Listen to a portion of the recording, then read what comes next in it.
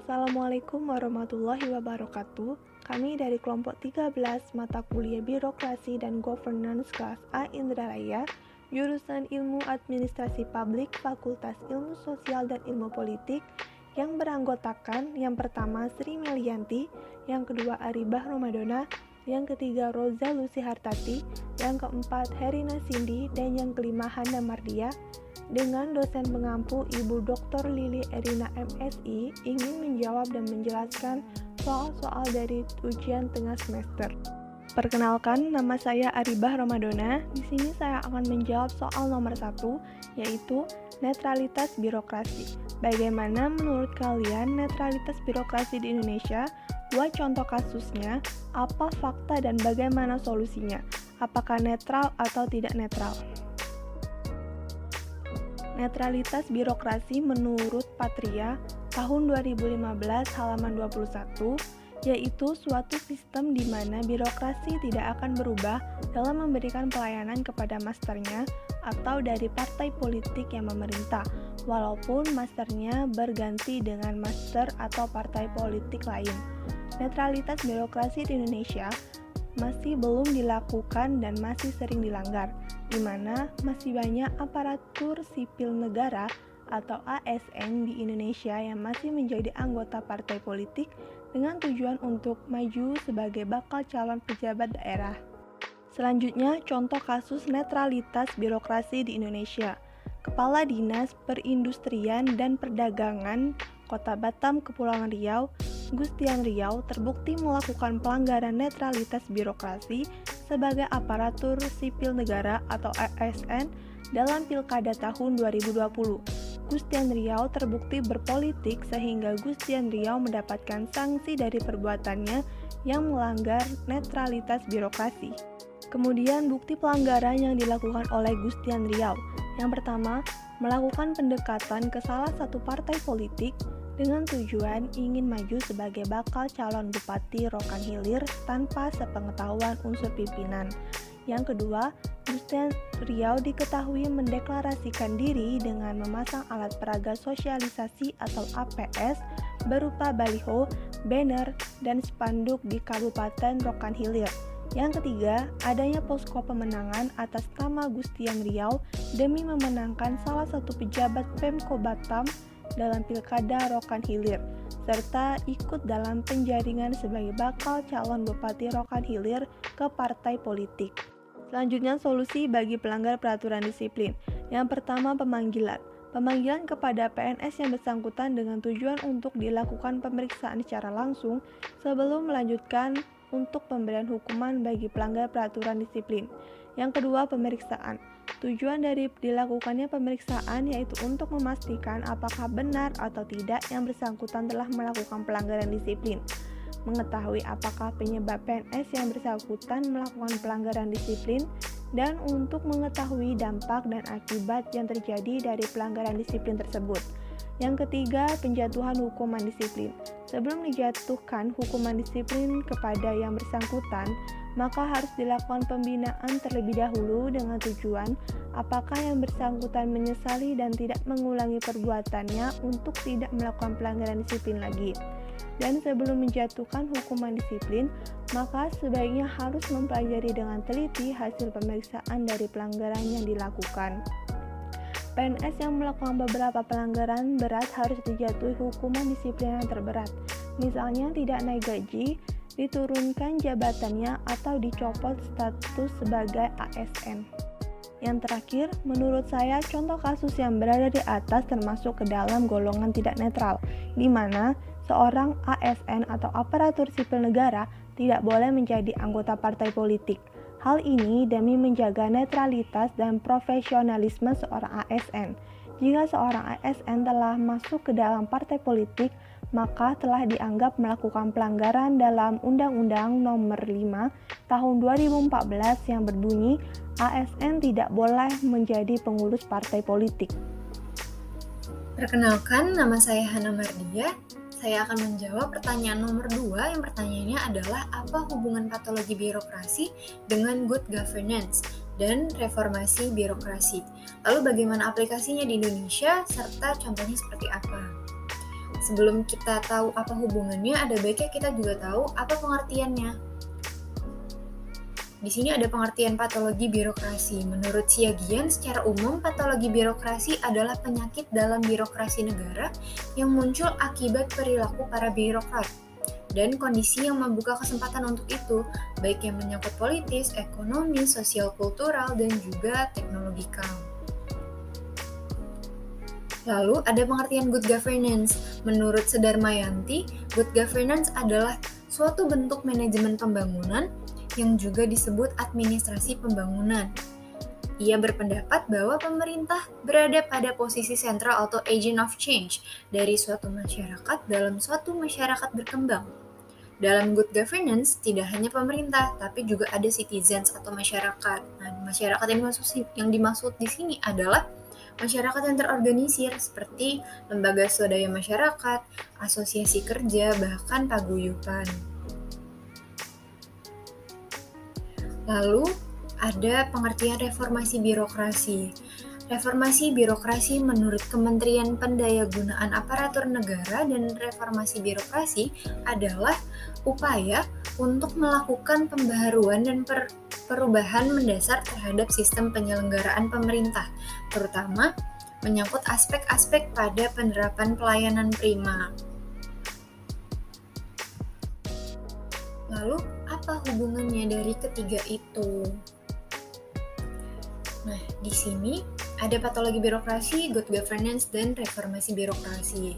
Untuk mengobati penyakit atau patologi birokrasi, itu dapat menggunakan pendekatan good governance. Good governance mengarahkan pada upaya untuk memperbaiki dan meningkatkan proses manajemen pemerintahan sehingga dapat lebih baik lagi. Jika mengikuti dan menerapkan prinsip good governance, diharapkan penyimpangan-penyimpangan yang terjadi dapat diminimalisir. Di sini ada 9 prinsip good governance menurut UNDP atau United Nations Development Program.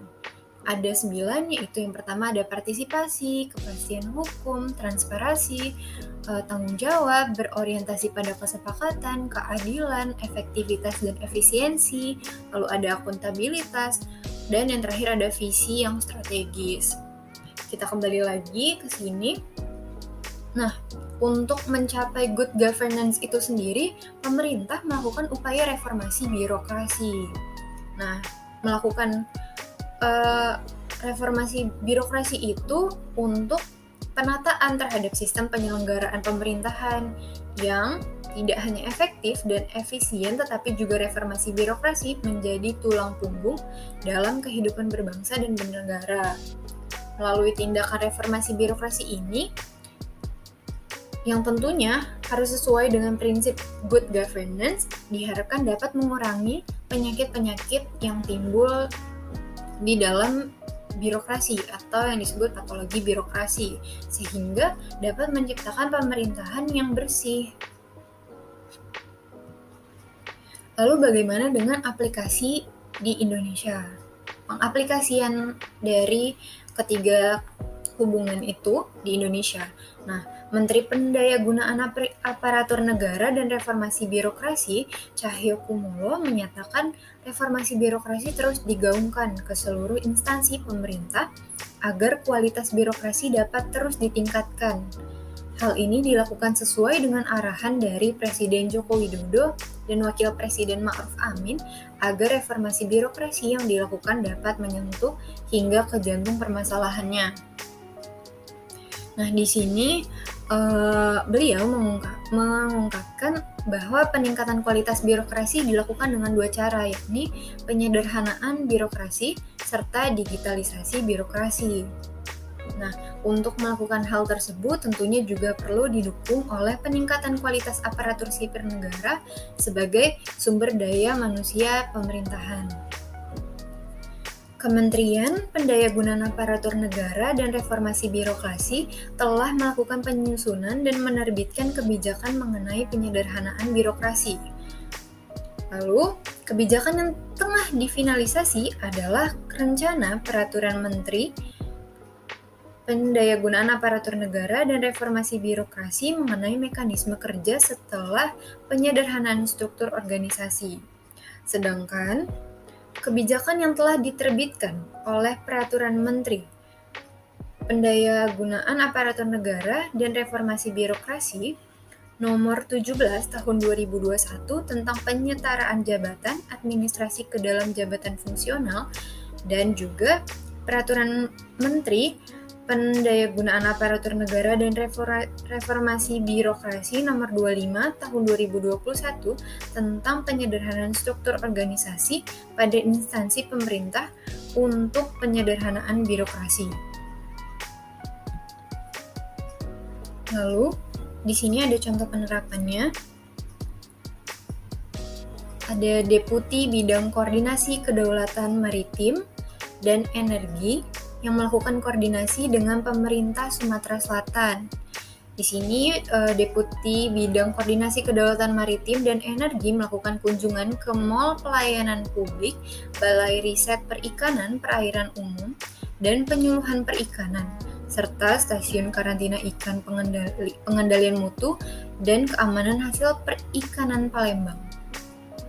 Sekretaris Deputi Bidang Koordinasi Kedaulatan Maritim dan Energi yang bernama Ishak Octavianus Manafe mengungkapkan terkait pengelolaan reformasi birokrasi telah menjadi kewajiban kita semua.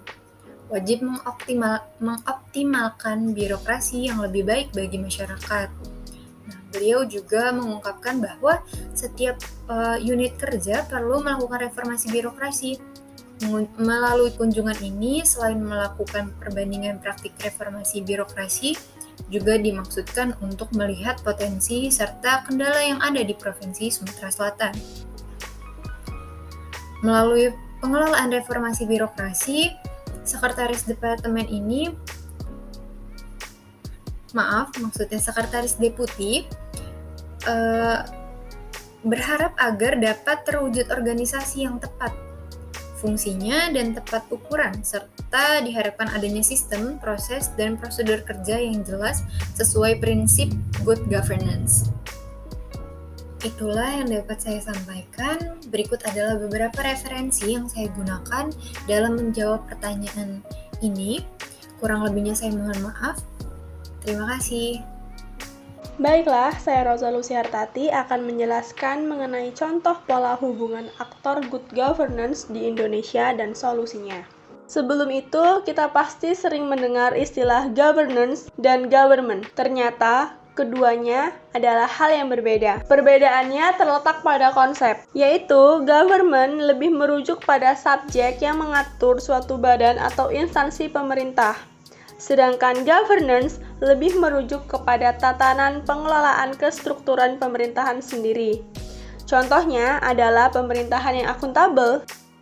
Jadi dapat disimpulkan bahwa good governance pada dasarnya adalah suatu konsep yang mengacu kepada proses pencapaian keputusan dan pelaksanaannya yang dapat dipertanggungjawabkan secara bersama.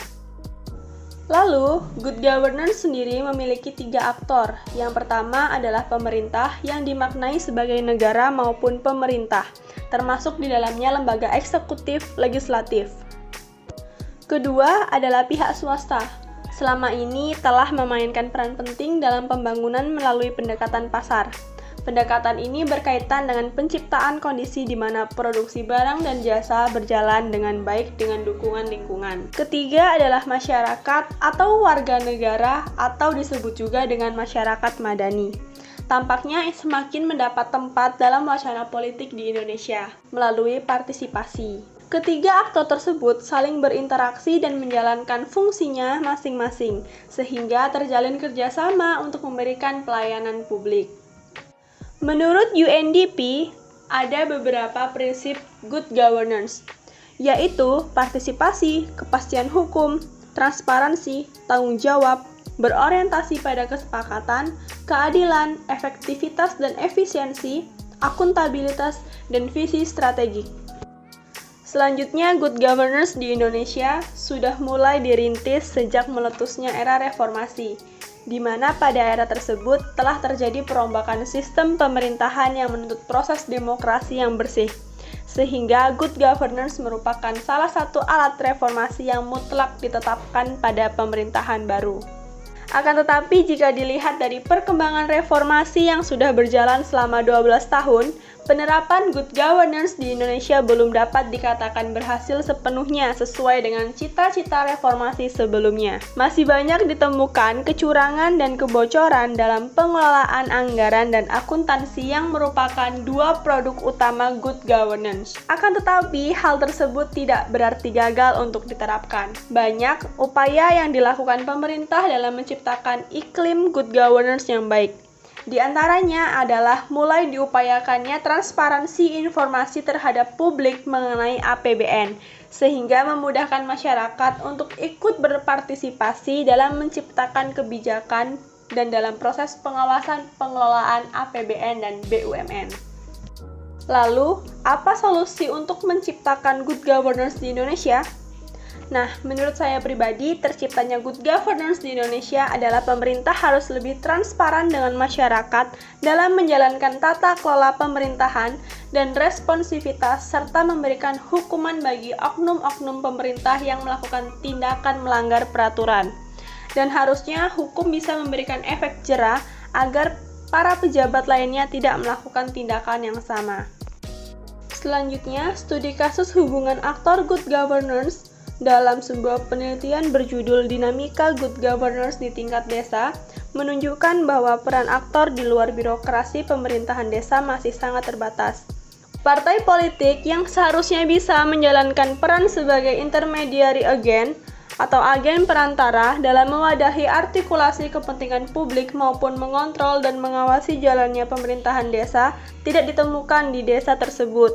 Selanjutnya, saya Sri Melianti akan menjelaskan soal nomor 4, yaitu jelaskan dengan contoh peran public value dalam kebijakan publik serta bagaimana tanggapannya. Pengertian public value. Menurut Moore pada tahun 1995, public value adalah nilai publik yang mengacu pada nilai yang diciptakan oleh pemerintah melalui peraturan layanan, hukum, dan tindakan lainnya. Salah satu nilai publik yang dihasilkan oleh organisasi sektor publik yaitu menjaga hak-hak asasi manusia dan martabat manusia. Pengertian kebijakan publik. Menurut Thomas R. Day pada tahun 1978, kebijakan publik adalah apa yang dipilih oleh pemerintah untuk dikerjakan atau tidak dikerjakan. Salah satu kebijakan publik adalah di bidang kesehatan penanganan COVID-19.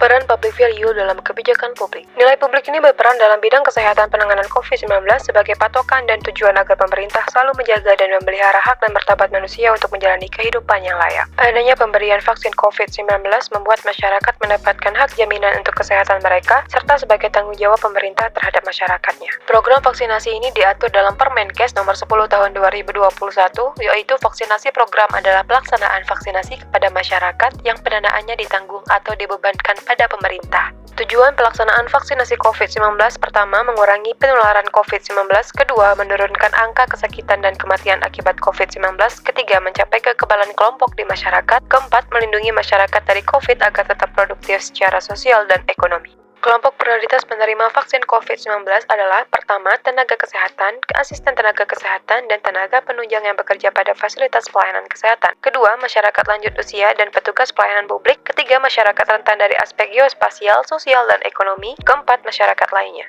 Tanggapan masyarakat. Hasil penelitian dalam Jurnal Komputer Terapan volume 7 nomor 2, respon masyarakat Indonesia terhadap vaksin COVID-19 yaitu netral dengan tanggapan negatif 27,7%, tanggapan positif 5,7%, dan netral 69,6%. Saat kasus positif COVID-19 mengalami lonjakan yang signifikan, masyarakat menjadi percaya terhadap vaksin COVID-19 yang sebelumnya berpandangan negatif terhadap vaksin berangsur menjadi berpandangan positif maupun netral karena mengingat kondisi COVID yang sudah semakin parah.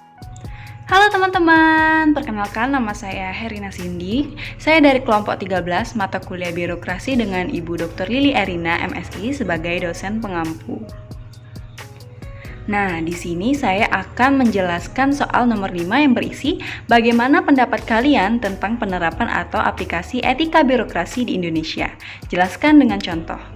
Sebelum berpendapat, kami mau kasih tahu kalian dulu nih, apa itu etika birokrasi. Etika birokrasi diartikan sebagai sistem yang berisikan prinsip-prinsip moral atau aturan-aturan perbuatan yang mengendalikan atau mempengaruhi kebiasaan pegawai negeri dalam menjalankan sistem pemerintahan secara hierarki dan jenjang jabatan. Jika berkenaan dengan etika, menurut pendapat kami, etika birokrasi di Indonesia pada saat ini masih belum bisa dikatakan baik. Hal ini dapat dilihat dari banyaknya kasus-kasus pelanggaran etika birokrasi di instansi pemerintah dan pelayanan publik. Contohnya seperti kasus korupsi bansos COVID-19 yang dilakukan oleh Menteri Sosial Juliari Batubara, kasus suap dan jual beli jabatan oleh Bupati Probolinggo, dan tak sedikit ditemukan pegawai dengan sikap-sikap seperti diskriminasi, tidak ramah, menunda-nunda pekerjaan, meminta imbalan, KKN, dan lain-lain. Nah, dari kasus-kasus tersebut dapat disimpulkan bahwasannya etika birokrasi di Indonesia ini belum baik. Nah teman-teman, kira-kira seperti itu penjelasan secara singkat dari kelompok 13. Kami ucapkan terima kasih kepada teman-teman yang mendengarkan dan sampai jumpa.